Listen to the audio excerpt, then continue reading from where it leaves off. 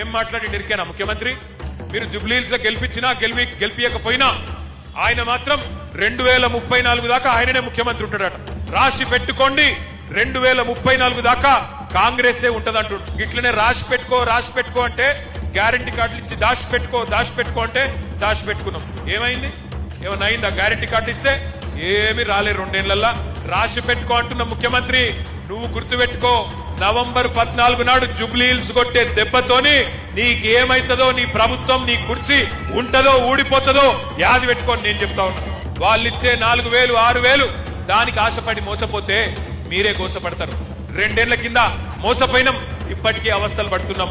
మళ్ళొక్కసారి మోసపోకండి. మోసం అంటే ఎట్లుంటది అంటే, నీకు ఒక చిన్న ఉదాహరణ నేను చెప్తా మీకు. కుక్కర్లు వంచుతున్నట, కుక్కర్లు ఇంటింటికి కుక్కర్లు ఇస్తున్నట కాంగ్రెస్ వాళ్ళు.